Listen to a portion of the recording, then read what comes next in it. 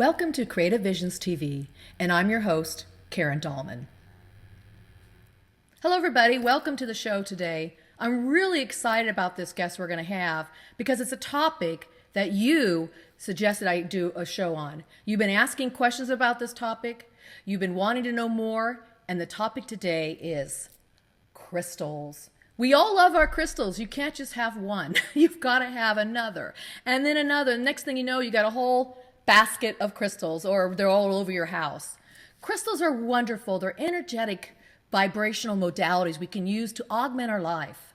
They can help us in many, many ways and help us work through issues and blockages and clarity and grounding. And we're going to get into that today. And so what's exciting about this guest, as I was thinking in my mind, who would be the best person to have on who's an expert in crystals to talk with you today? And right to the top rose the name Karen Frazier. So many of you may know her, and many of you that don't know her, you're going to get to know her today. She really is a well-grounded woman. I'm super impressed with her abilities to write. And not only is she a writer, she's a prolific writer. You guys, she writes columns for magazines. She authors her own books. She's written at least 5 books. She's got more coming out. She's co-authored books, but I have a few of her books. She does paranormal books, you guys, paranormal books. And she also does metaphysical books. And here's an example of one we're going to do a deep dive into today, this wonderful crystal book. Karen also has been featured in 2 Chicken Soup for the Soul series, you guys, so cool. She's a co-host of a radio show called Paranormal Underground Radio in the Dark. Her co-host is Chuck Gotsky. And I got to tell you, I had the great privilege to be a guest on their show, and that's when I met Karen and really learned a lot about her background in metaphysics and paranormal and spirituality. She's so diverse, you guys. She's also been seen and appeared on the travel channel's Mysteries of the Museum. She's a member of SHARE, which stands for Spirit, Healing, and Resolution. It's basically a consortium group of psychics and mediums, and they're energy healers who reach out to people dealing with afterlife experiences, hauntings, and all kinds of coaching and energy healing they may need. So she's very diverse in this. She's very well practiced and educated in all kinds of metaphysical sciences, including energy work. Now, when I think of crystals, as many of you do too, you probably think of other energy work such as Reiki.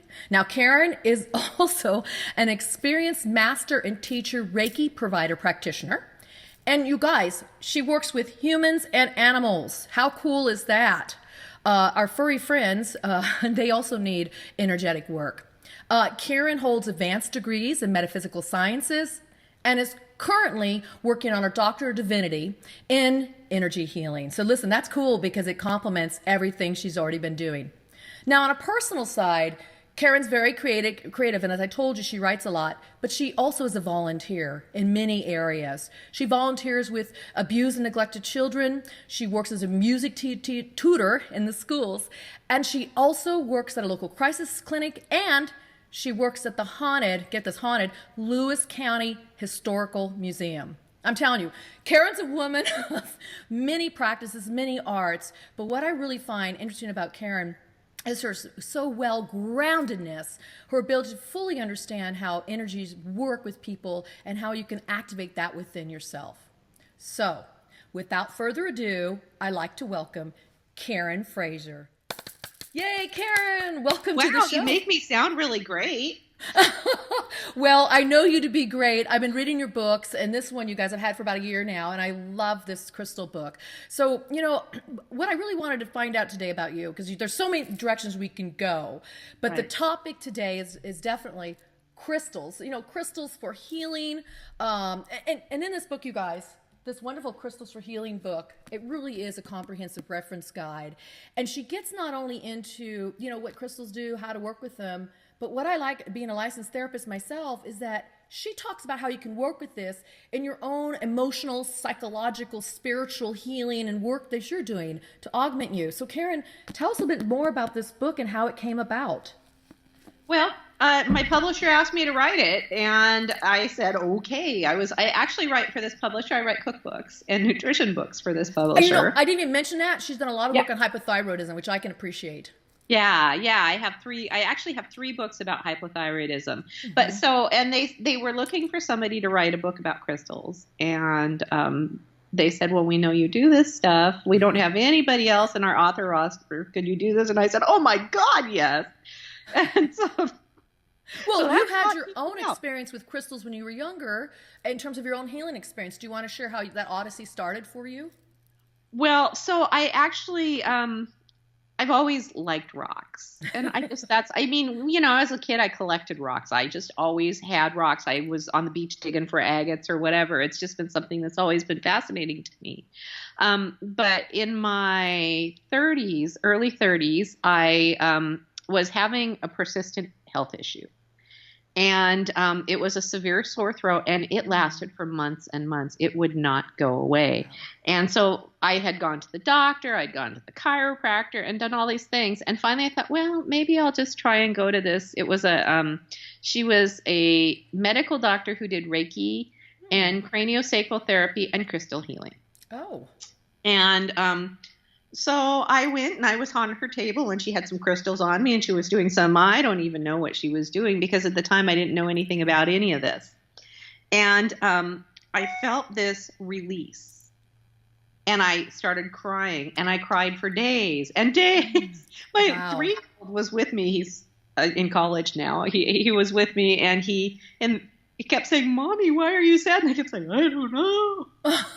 Well, that's how it works, you guys. Sometimes when you come into this because of your own healing, and it does, when you hit something that works for you well, you'll have that kind of emotional release. Yeah. Yeah. And so when I finally got out whatever it was that I needed to get out, the sore throat was gone. I felt fine. And I thought, maybe there's something to this stuff. Ooh. And so that's really kind of when I started doing all of this is because for me, it really brought home how much of a connection there is between body, mind, and spirit, and the fact that you can't separate the 3. I so agree with you. This is what I like about this book, you guys, because she doesn't separate the 3. It really, a person is holistic. We have to look at the holism of that person or that animal of your life, and it includes, as she said, diet and the foods you eat, because she writes those books too, your spirituality, your emotionality, your physicality, your psychological aspects. All these parts, beliefs, all that falls into place. And when you can look at all that, when you're doing any kind of healing modality, you're better off. Would you not say, Karen? Yeah, I would say so. I think that in our society, we tend to parse things into little packages.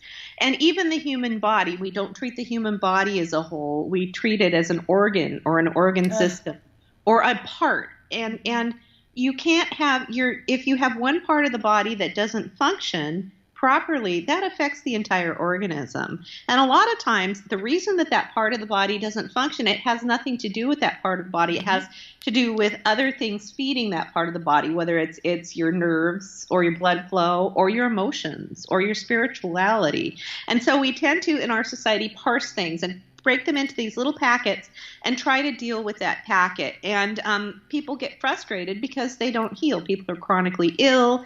People I find, just are really emotionally out of touch with themselves. And so I don't think that you can look at one part without looking at all of it. So if you have say you have a health problem, a persistent health problem, migraines. Good so one. say you have chronic migraines. Good one. Because a lot of people do. I have migraines. I used to have chronic migraines. I had them 15 days a month. Whoa. At one point. Yeah. It's severe. Debilitating. Chronic, that's debilitating. horrible. 15 days a month. And so you have this problem, migraines. So we did everything health-wise to try and treat these migraines. And I mean, so I even fall into this trap. Still, to this day, I do all of this holistic work. And yet, when I have a health problem, my first thought is to treat the health problem. Right. So you treat the symptoms. And typically, the way that you treat the symptoms of migraine is you either take one of those horrible migraine medications, which do all sorts of things. They actually dilate or constrict your blood vessels or dilate them, and they make you feel really weird. They're just not really pleasant. Or you can take migraine preventative that you take every day, like Topamax. Oh. And that stuff, I was on Topamax for a year. It took away my creativity. It took away my personality. It was horrible. No, that's not good. And I've heard people also use Botox injections in their neck. Yeah. Yeah, that's poison. That's Yeah, injected right. poison. So, but really, what they find is that migraines, let's just look at it from a systemic body perspective. Migraines typically have to do with the foods you eat. They have to do with stress, and they have to do with certain nutrients. Like a lot of people who have migraines take too much calcium in and not enough magnesium. Calcium constricts and magnesium relaxes. Interesting. And so since migraines, they think that one of the causes of migraines is the constriction of the vessels in your head, which hurts then because the blood tries to can't flow, right. So, and that's what calcium does. Calcium is important for your bones, but people tend to overtake calcium because they're afraid of osteoporosis. And so they take the calcium and they don't balance the magnesium. And so that's just a body thing. So when I started balancing my calcium and magnesium and stopped eating foods that cause migraines, I still get them hormonally, maybe about once every 2 to 3 months. But it's, oh my God, that's a huge change. Right. But also the other thing is that then you've got that health problem now so you take care of the physical aspects of it. If you're treating with medication, you're not treating the source of the problem. You're making the symptoms go away. That's all you're doing. You're putting a Band-Aid on it. And yeah. And Karen, this show is really about empowering ourselves to really look at what we can do and take control of our lives in many ways, not just spiritually, but emotionally, physically, and as we're talking about right now. Right. So that really brings up, because I know you wrote a whole section about migraines and crystals. But before we get more into that, it was great, you guys, we'll get into that some more. I would love for you to talk about, because you mentioned the looking at the holism of a person. You talk about auras, chakras, meridians, the flow, the energy. Can you talk about that some more and their relationship to how that works with crystals? Yeah, as a matter of fact, I just finished I'm teaching a class on this in October at the Port Campbell Ghost Camp Conference, and I just finished writing a book where it was all focused on your body's energetic system. Perfect. And so, basically your energetic systems are your connection between your physical body and your etheric body. In other words, the physical you and the part of you that's not physical. So I kind of break it down this way. Your body is physical. Your brain is physical. Your mind, which is your consciousness, is non-physical, and your spirit is non-physical. Emotions are part of your mind, not your brain or your body. So emotions are non-physical. So I break it down into physical and non-physical, and your chakras, your meridians, and your aura are the connection points between the physical and non-physical in your body. And so typically when I talk to people, I talk mostly about auras and chakras because meridians are really complex. They are. We get into some Eastern science here. and it's fantastic. And if you want to learn about it, great. I have a great little anatomy book that I found that you can color the meridians and all of that. It's great to learn about. But really, all you need to understand is if you understand your chakras, for the most part, you can deal with any physical, emotional, and spiritual issue dealing with your chakras. And if something's blocked a little more specifically, I recommend going to either an acupuncturist or an acupressurist. Because they work with the meridians, you guys. They help the flow of that chi through your body or prana, depending on which tradition you're working with. So that's great. So there's a correlation with all this energetic fields around us, within us. And now how does that interact with these crystals? This might get into some of the ways you work with, building your intuition, releasing blockages, all that good stuff. So crystals are, first of all, people misunderstand crystals. A lot of people think crystals are rocks. Right. And that they're inanimate objects. Crystals are living beings. Crystals are made up of the same stuff that we are. So everything at its very most basic, when you break it down to the tiniest thing, are vibrating strands of energy. Crystals have vibrating strands of energy just like your body does. And when you bring something with one type of vibrating energy towards something with another type of vibrating energy, something happens called entrainment, where one starts to vibrate to match the other. So really all crystals do is they work through entrainment and intention, because intention has vibration and energy as well. And so you set an intention, you use a crystal, and it entrains whatever part of your energetic system you're using. It entrains it to vibrate at that at that frequency. So entrainment is like that metronome you guys seen? Click, click, click. You may use it when you do music to keep time, and you put a bunch of them in the room together. All of a sudden they're doing this, but then all of a sudden they all start doing this. Yeah. Yeah. So you're saying we entrain then with these crystals. We use one with us. For example, here's my rose quartz. So that can entrain with me. I put it on my heart, put the intention in it. So let's get into how to do this. I think what's really important in this show is that we do a lot of spirit communication. We work on our altars. We work on things that augment our energy for empowerment. We work on developing intuition, psychic abilities, all the things you do, Karen, and grounding. So maybe you can talk to us about some of those areas and how we too could use these in our life right now. Okay.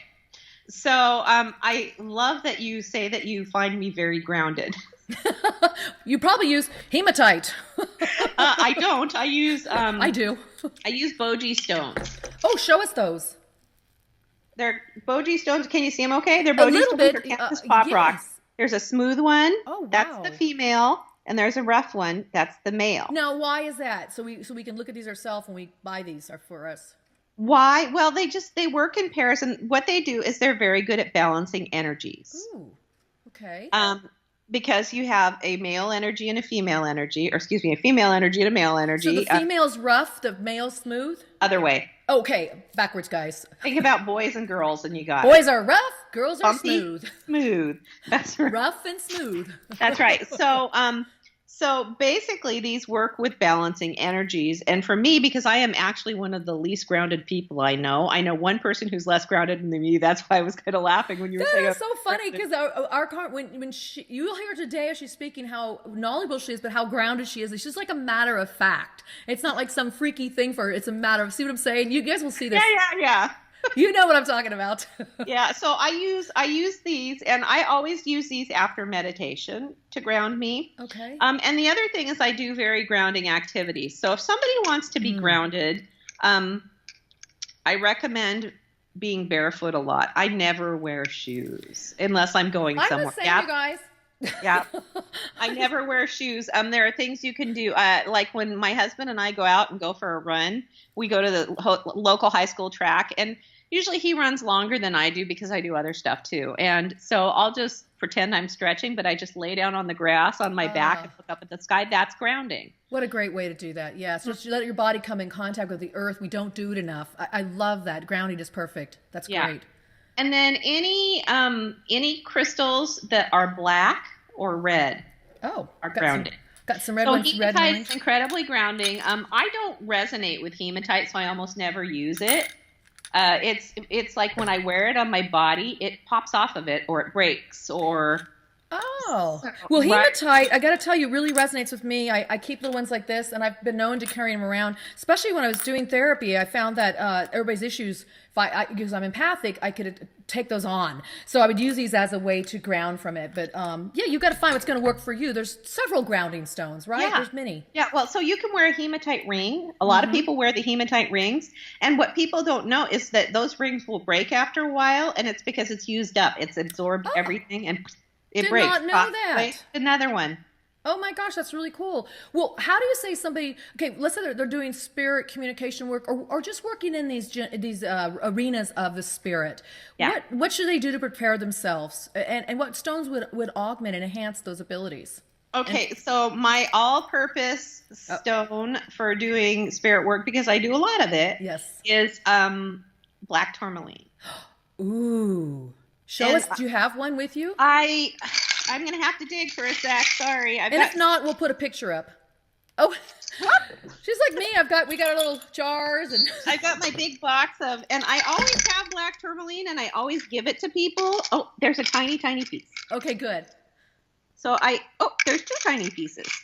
And anyway, you probably, there you go. We got you back. Let's see it. Put it up to the camera. Okay, yeah, it's dark, beautiful. Yeah. Nice.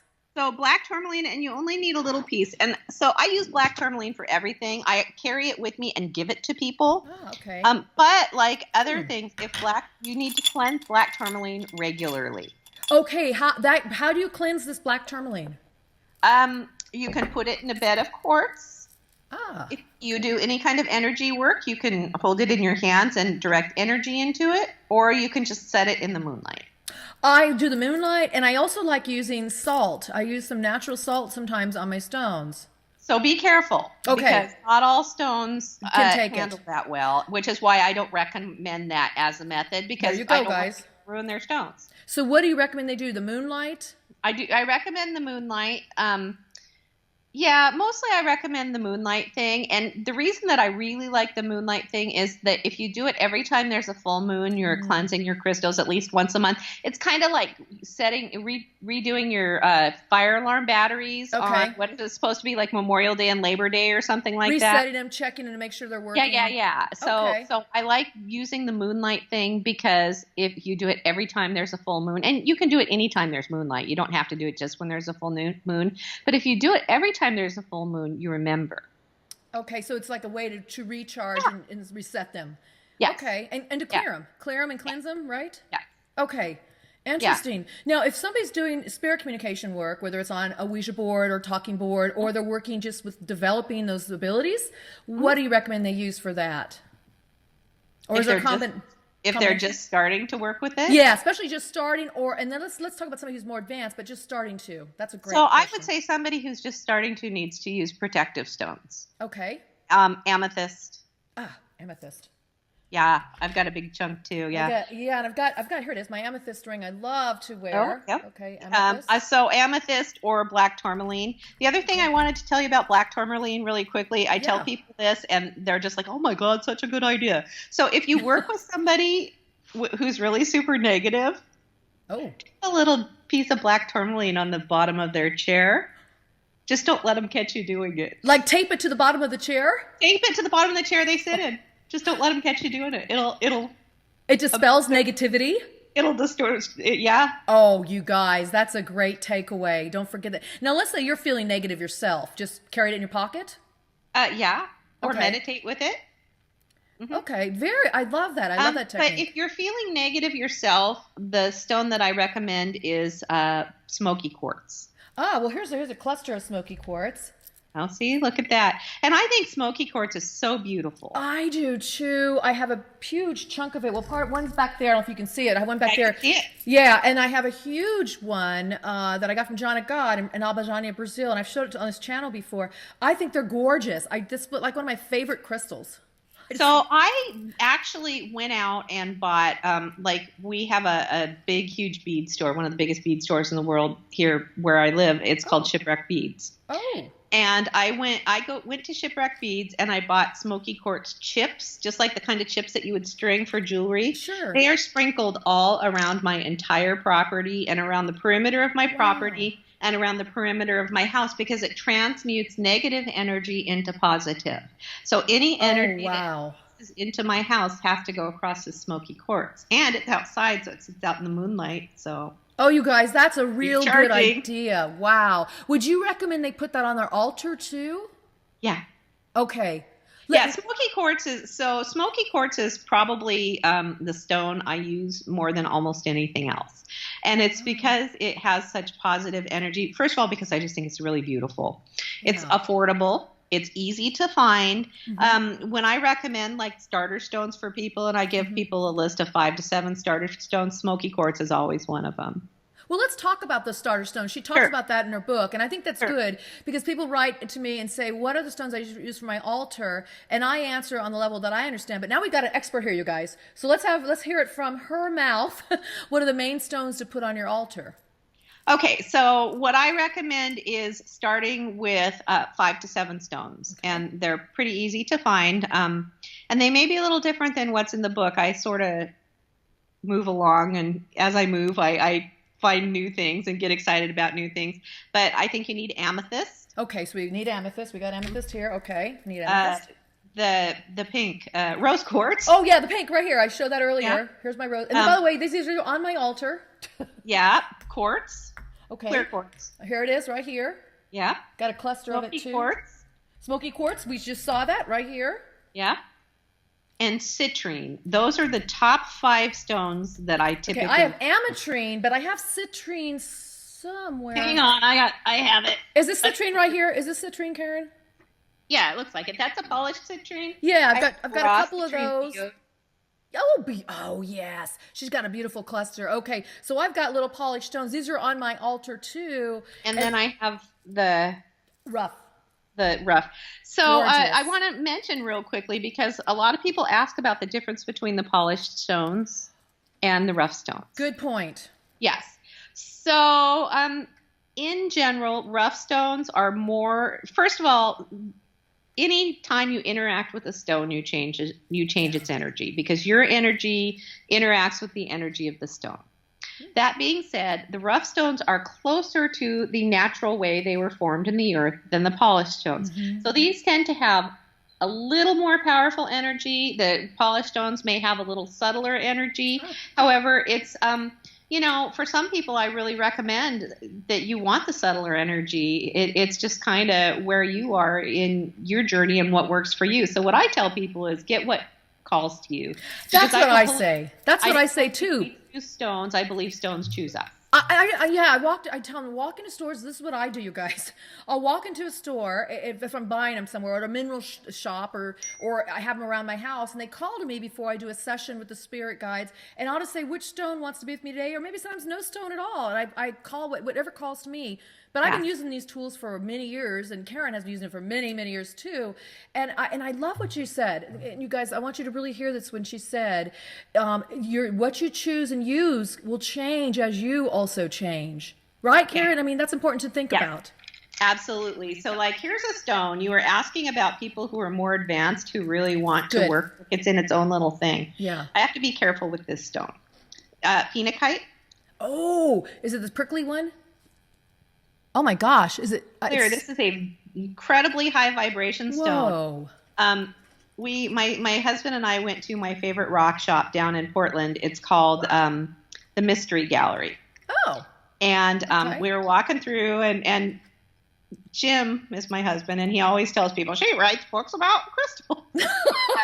He's proud, apparently. So we're in this rock shop, and it's the first time I've ever been there. And he says to the guy, "Well, I don't think you can find anything she doesn't have." And he said, "Come over here." And he pulled out a tray of these, and I immediately felt my energy go whoop. Oh wow! Up through the top of my head. He calls this the Get High Stone. Oh my gosh! Is that a cut stone? That's a high vibration stone. What's that? Is that a cut stone? What is it? Oh, it's inside of a case. It's in a case.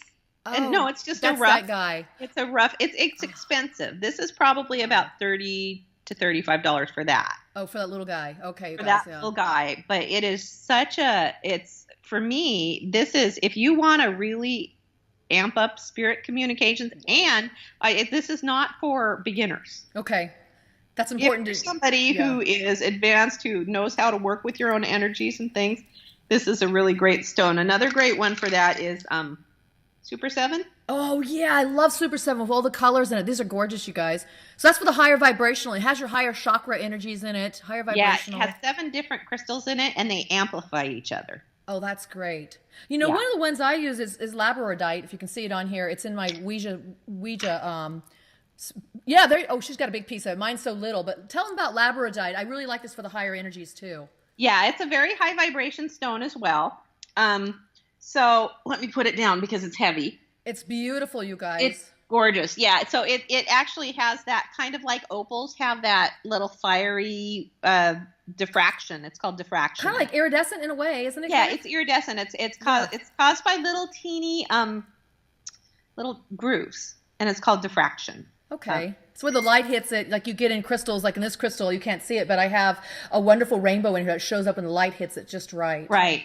Yeah, it's beautiful. Anyway, labradorite is anything from here up. Yeah. As far as stones, it's a great divinity stone for connecting higher realms and things, connecting to your divine nature, connecting to what I call your divine guidance system, which higher is self. Would you say? Yeah, your higher self. That's all part of your divine guidance system. It connects you and helps you pay attention to all of the things that your spirit guides and your higher self wants you to pay attention to. It helps you to tune into your intuition and your innate and that type of thing. Now, let's say you want to, unless you're just learning, I get this question a lot. You want to learn how to talk to your guides, your higher self, your spirit guides, your angels. Tell them what they can do to prepare for that, and maybe some stones that might help them along that journey? Sure. So the stone that I recommend for starting with that is amethyst. Okay, we talked about that before. And the reason is because, sorry, my dog's barking at the toddler. Hi, puppies. Yeah, we have 4 of them. So one starts and the rest get going. We have one that has been protecting us from the 2-year-old next door for quite some time now. Scary 2-year-old, yeah. Yeah. It's thank God we've got him. That's all I can say. We love our animals here, Karen. So the more the merrier. Let the animals join. So what were we talking about? I'm sorry. Well, we were talking about people that are wanting to reach into their spirit guides, their angels, right. communication. What would you recommend for that journey? So I recommend amethyst for people who are just starting. For people with more experience, I recommend the Super 7, which is also called Melody Stone. Melody Stone. I haven't heard that name before. Yes. Okay. Yes.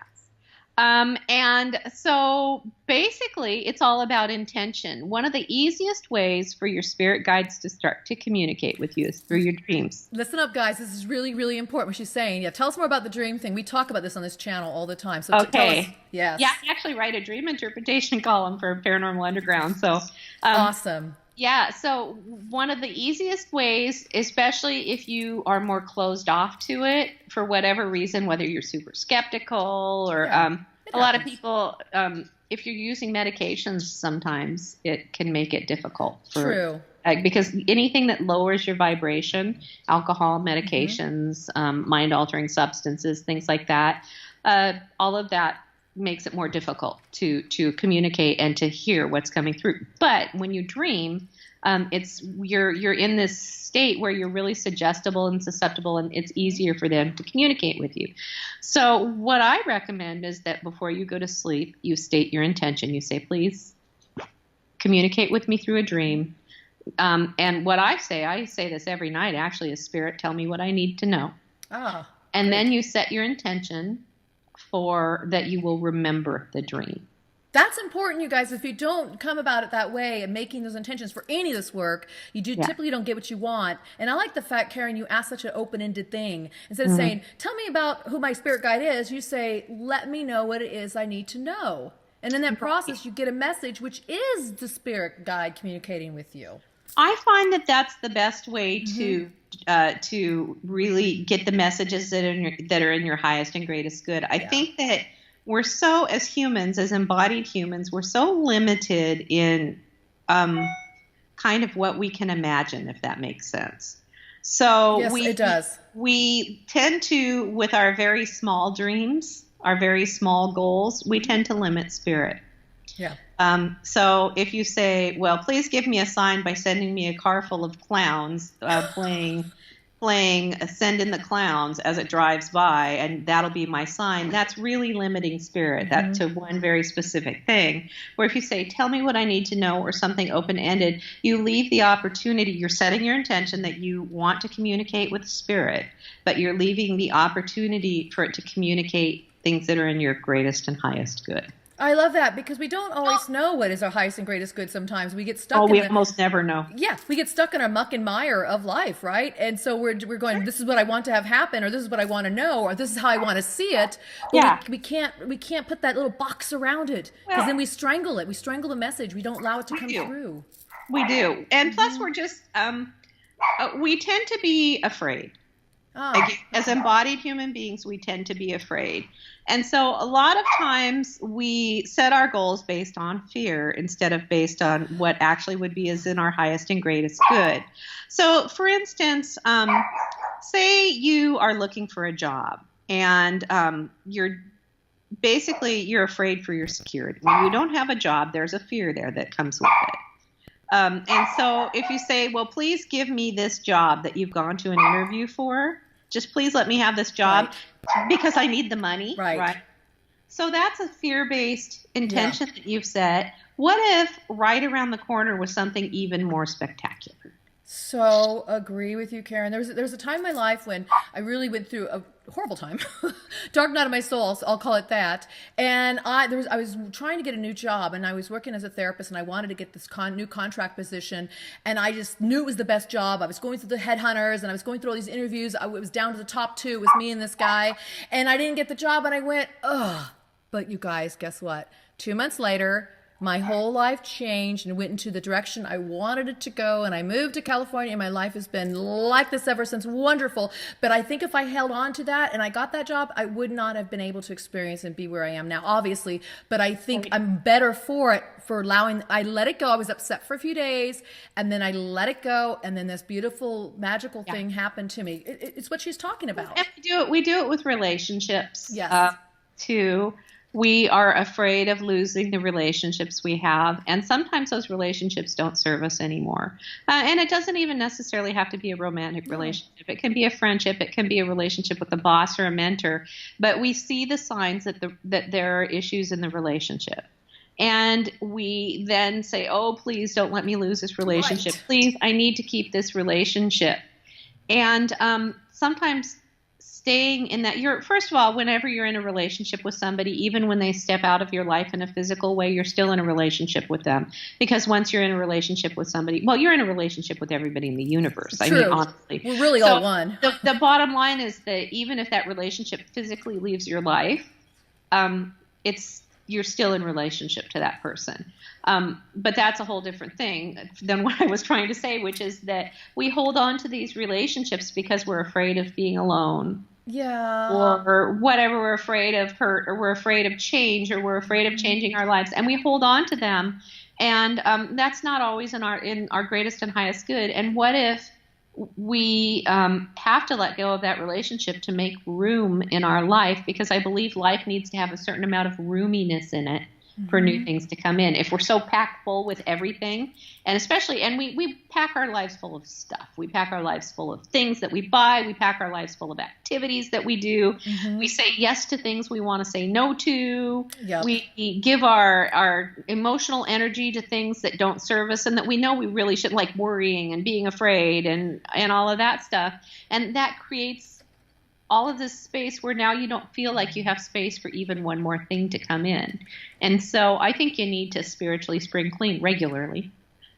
Great. I agree with you. What are some good stones for doing that help you clear and cleanse and get clarity and release? Because I know you guys, she has this great section in the book where she talks about how to work through changes in your life and how to augment those changes and to go from, like, let's say, from joy and to happiness, and to go from stress to worry-free. So let's just talk about these topics a little bit. Well, so I relate those things to chakra blockages, and you do therapy, so you know that you're a therapist, so you know that we block ourselves a lot. And I would imagine that you do traditional therapy. Yes. Yeah. So with traditional therapy, do you notice that there are clusters of things where people who have one issue tend to have a cluster of issues that somebody else who has that one issue has the same cluster of issues? Oh, yeah. That's how they kind of get into the whole diagnostic manual, because you see they call it clusters of issues, and you can start to... Oh, they do call it that. Yeah, they do. We do call it clustering. So it's true. So you have these certain presenting issues. So we all are very unique, but yet there's some things that bind us together in the human experience. So... Right. Yeah, go ahead. Yeah, so they cluster, and they also tend to cluster with physical symptoms and also spiritual issues. They all cluster together, and that's because of your chakras. What it means is that you have an energy imbalance in one of your chakras. And you can identify the stone to work with the issues that you're dealing with and the blockages you have and the changes you want to make by identifying which chakra it is. And so... It's super complex, but basically your root chakra, which is the one you sit on, it's at the base of your spine. It's safety and security issues. Your sacral chakra, which is at your belly button, has to do a lot with differentiation, or it's tribal issues, who you are in your tribe and how you relate to your tribe. So that can be your family, your tribe of choice. So they're tribal issues. Third chakra issues, which is your solar plexus just at the base of your sternum, that tends to be things with self-worth and self-esteem and creativity. The heart chakra tends to be kindness, compassion, forgiveness, love, romantic, and unconditional. Your throat chakra is all about speaking your own voice and surrendering your will to divine will. Your third eye chakra, which is right here, tends to be reason, intellect, and psychic connection, and then your crown chakra is all the spiritual and divine things. So the issues that you're talking about, the clusters, and if you want to make a change. So what if my changes that I want to make is that I feel like I need more prosperity in my life, because everybody always feels like they want that and they That's need the number that. one. That one in relationships, those are probably the top two. Those I find are the top two that people ask me about too. So prosperity is a second chakra issue. Although ironically, citrine, which is a yellow stone, is a prosperity stone, but it's actually related to the third chakra. But that's neither here nor there. So anyway, for the most part, prosperity is a second chakra issue. And you're going to find that people who have prosperity issues often see things in terms of there not being enough to go around, that if somebody has something, they can't have it. They often tend to have issues surrounding their sexuality. They have issues of will and control and trying to control others or feeling controlled by others, manipulation, things like that. Those are all second chakra issues. So if those are the issues that you want to deal with, the second chakra is orange. Yeah. Got a bunch of orange And so stones. you're going to want to find stones that are usually orange or brown. Yep. So peach moonstone, carnelian, things like that. Those will help to clear up the second chakra issue. However, one of my best little prosperity things is get yourself just a small, you don't need a piece like this, but get yourself a piece of citrine. If you have a business, put it in your cash box. Oh, nice. If you don't have a business, keep a small piece in your wallet, and then put it in the prosperity of your corner of your home. Just put a piece in the prosperity corner, and that is this is a feng shui thing. You walk in the front door of your home, and when you're standing facing inward, the back left corner of your house, the very back left corner is your prosperity corner. Put a little piece of citrine there. Those are prosperity things that you can do. But also for prosperity, even though it's a second chakra issue, and the orange stuff can help you to work with the issues surrounding prosperity. Green stones, because they're the same color as money. Yeah, I've got some malachite. I love the green Yeah, it stones. can also help stimulate prosperity. How about aventurine? Is this aventurine? That is aventurine. Mm-hmm. So it's green. You guys, her book talks about this. It's so cool because she pulls in the feng shui to it. I've noticed that. And I remember you said, Karen, it turns out your closet is in that corner. Yeah. Your closet, right? And that's where you put my bedroom closet. Yeah, your bedroom closet. So it doesn't matter where it is, you guys. Mine happens to be a desk in my kitchen. So that's where you want to put that stone for prosperity. Just a little piece of citrine. Okay. Doesn't have to be very big. Now, do you need to hold it and put your intentions on it? Can you tell us about a little ritual when they use these stones? And maybe, I know you do a lot of mantras and positive sayings. Can you talk about how those work together too? Because I think it's important to pull in, as we've talked about earlier, all aspects of this for the healing. Yeah, so in the Crystals for Healing book, it has, I think, it's been a while since I've looked at the book, and it's been a while since I've written it. Came out a while ago, you guys, and actually the title, the cover of the book has changed. Oh, yeah, the cover has changed. So that's the new one. How pretty is that? Here's the old one, but it's still, in this book, you still get all these beautiful crystals, and you still get the pictures, so don't worry about this. But I have one of the original ones. I've been reading it for a while, but so talk to us a little bit more about how you program them, intentions, all that stuff. So whenever you're dealing with any issue in the book, it talks about that it gives you a meditation, it gives you an affirmation, and it gives you a stone. Yeah. And maybe a few ways you can use the stones to do it.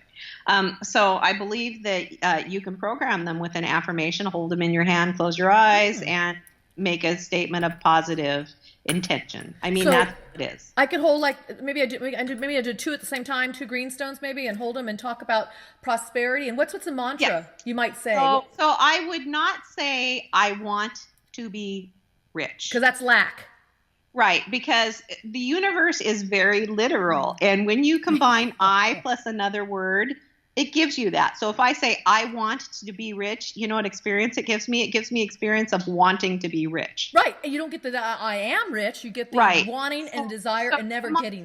A mantra might be, and I wouldn't use the word rich. I don't like the word rich. I don't either. What I typically say is that I give thanks for my prosperity and abundance. So I would say I give thanks to my prosperity and abundance and I am surrounded by right Yeah. now. Yeah, Okay. I'm surrounded by prosperity. Things like that. Wonderful. You can visualize. One of the things I like to do for prosperity is you close your eyes and visualize just prosperity coming at you from the universe, and just in all directions. You can visualize it as gold. You can visualize it. And the reason I like the word prosperity as opposed to riches is, but prosperity means prosperity in all things, in health, in wealth, in love, in friendship, so it's more than just money, because we get so focused on money that I think we block our greatest and highest good, again, because we think that money is the be all and end all, as opposed to just, something that gives us a little more freedom to pursue things we want to pursue.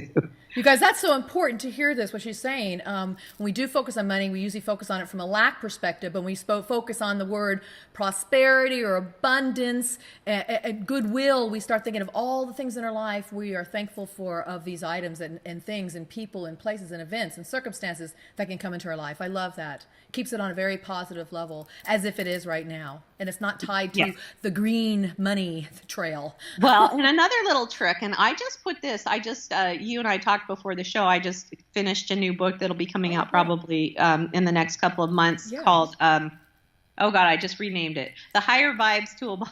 You guys, it's a toolkit. Higher Vibes.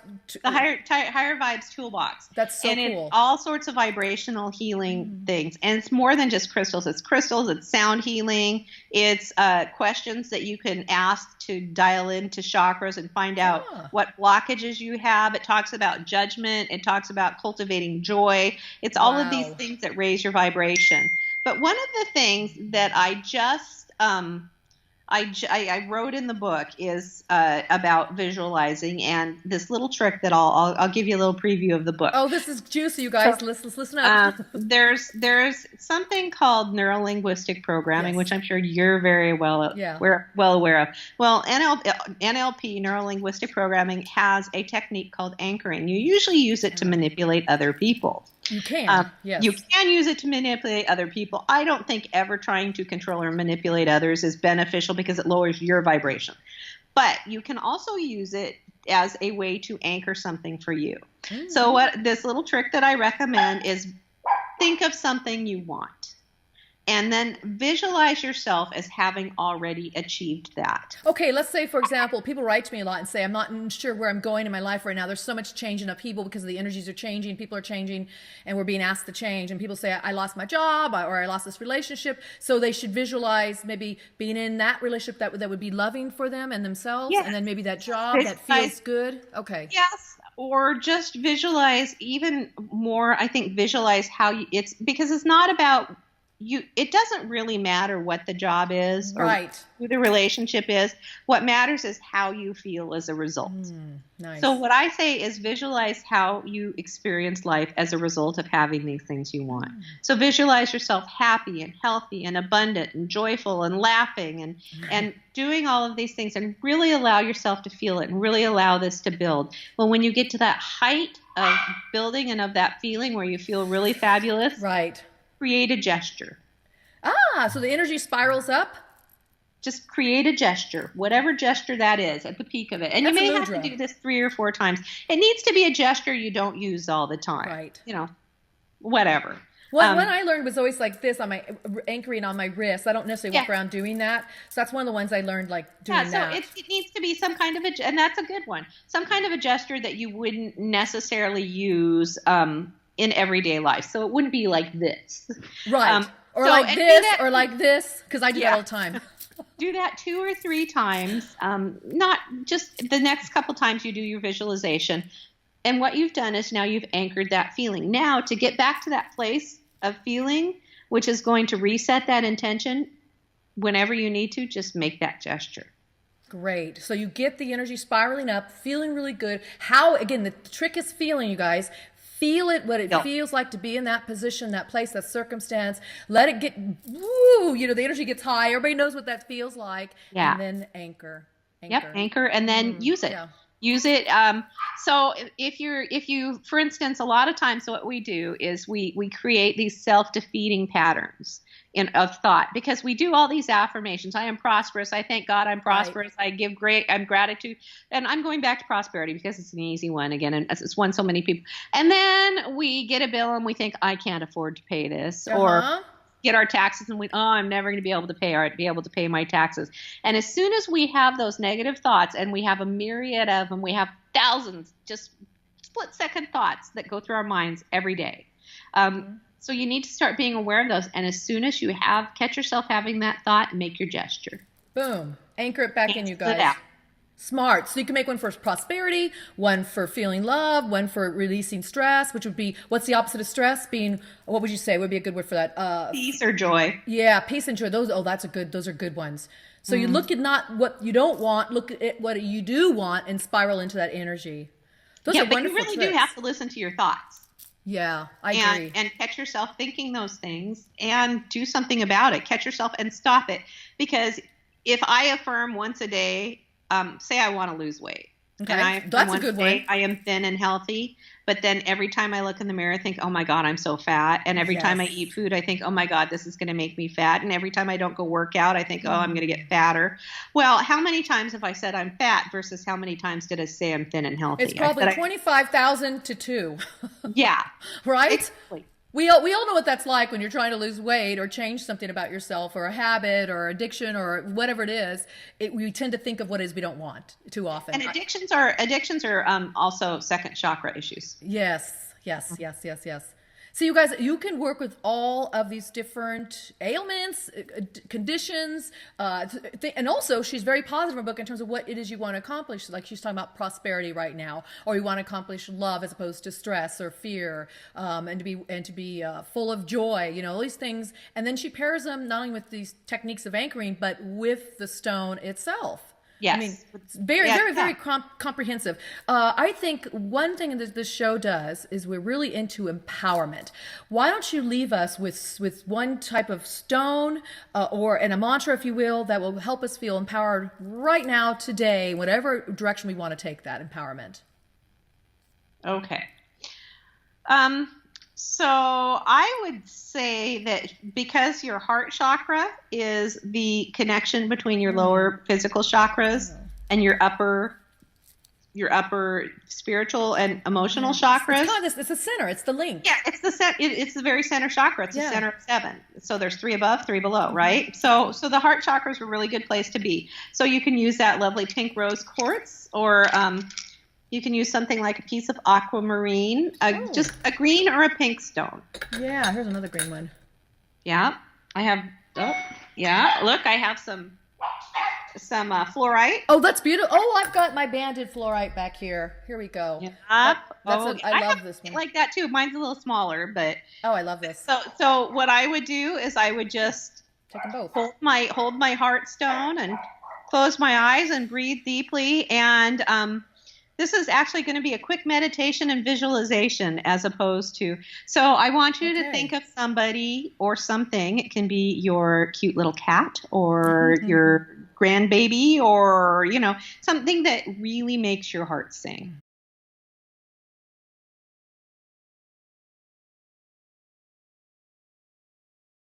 All right. And as you feel that thing that makes your heart sing, really allow yourself to feel that and bring it into your heart and start to focus on your heartbeat, and picture your heartbeat pulsing that love that you feel for whoever or whatever that is out throughout your entire body, so that it goes through every blood vessel in your entire body, all the way down to your toes, all the way up to your tops of your head, the tips of your fingers.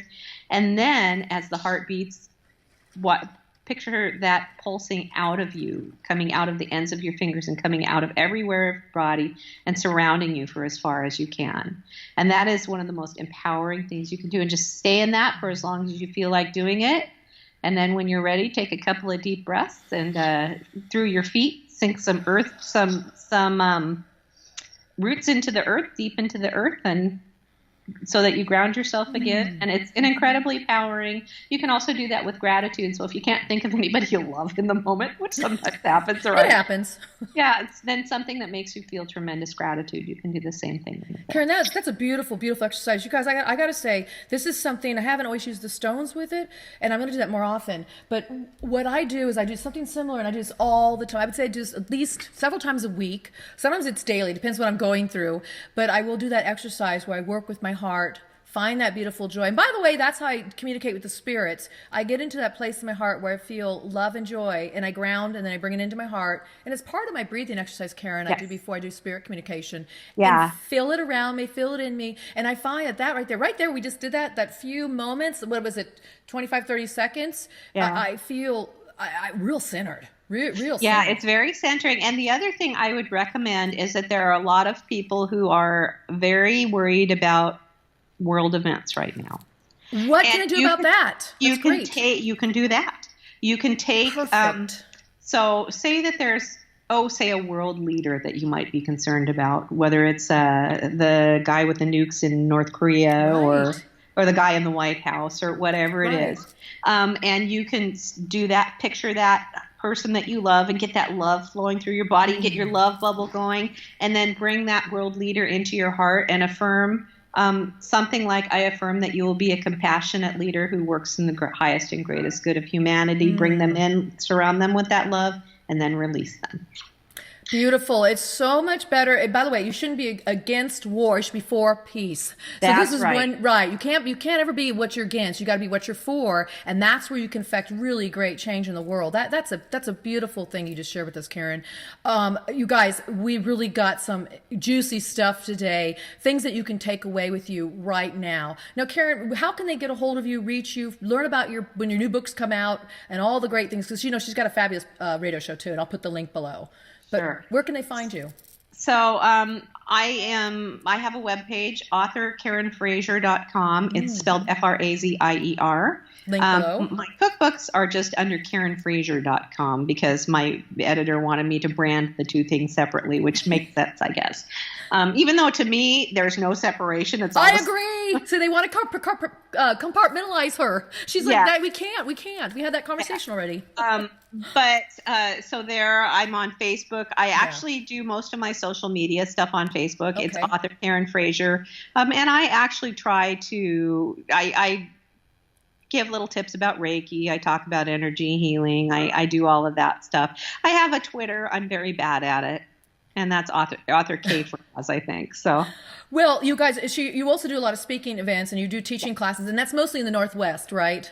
Yeah, in the Pacific Northwest, yeah. Yeah, so you can find her. If you're local up there, definitely check her out.